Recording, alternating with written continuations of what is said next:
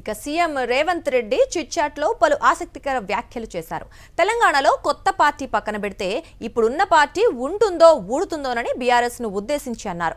ప్రతి పనికి పర్పస్ ఉంటుంది, పర్పస్ అయిపోయాక దాంతో పనేముండదన్నారు.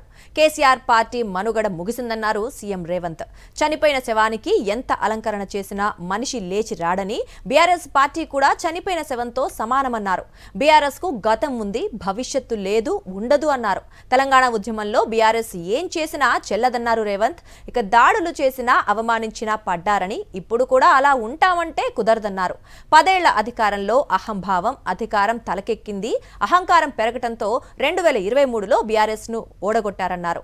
ఆ తర్వాత వచ్చిన ఎన్నికల్లో గుండు సున్నా ఇచ్చారని, కేసీఆర్ కుటుంబం బీఆర్ఎస్ తో ప్రజలకు సంబంధాలు తెగిపోయాయన్నారు రేవంత్.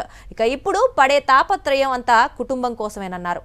కుటుంబ పంచాయతీలో వచ్చిన కొత్త సంస్థలను తమపై రుద్దొద్దన్నారు సీఎం రేవంత్ రెడ్డి.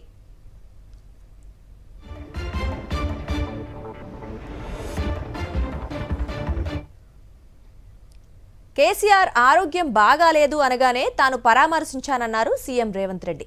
అసెంబ్లీకి కేసీఆర్ వస్తే యోగక్షేమాలు కనుక్కున్నది తానేనన్నారు. హిందూ సమాజంలో కుటుంబ పెద్ద చనిపోతే వారసులకు వారసత్వం వస్తుంది. ఔరంగజేబు వారసత్వం కోసమే అందరినీ చంపేశాడు. ఒకరు చనిపోవాలని తానెందుకు కోరుకుంటానన్నారు సీఎం. ఇక వాళ్ళు చనిపోతే ఆ పార్టీ ఆస్తులు తనకు రావన్నారు. కేసీఆర్ తనకు రాజకీయ ప్రత్యర్థే తప్ప శత్రువు కాదన్నారు. 2023 నుంచి అన్ని ఎన్నికల్లో కేసీఆర్ ను ఓడించానని, కేసీఆర్ మీద గెలుపు తనకు కొత్త కాదన్నారు. కేసీఆర్ ఆరోగ్యంగా ఉంటేనే తమకు మంచిదన్నారు రేవంత్. ఇక కేసీఆర్ అధికారంలో ఉండగానే ముఖ్యమంత్రి కావాలని కేటీఆర్ పలువురు మంత్రులతో మాట్లాడించింది ప్రజలు మర్చిపోలేదన్నారు. కేసీఆర్ కు చెడు జరగాలని ఆయన కుటుంబ సభ్యులు మాత్రమే కోరుకుంటున్నారన్నారు. విశ్రాంత ప్రజాప్రతినిధి చావు కోరుకునే దౌర్భాగ్య స్థితిలో కాంగ్రెస్ లేదన్నారు రేవంత్. బీఆర్ఎస్ నేతల దగ్గర ఉన్న ప్రభుత్వ భూమిని లాక్కుంటే కేసీఆర్ కు కోపం వస్తుందన్నారు సీఎం రేవంత్ రెడ్డి.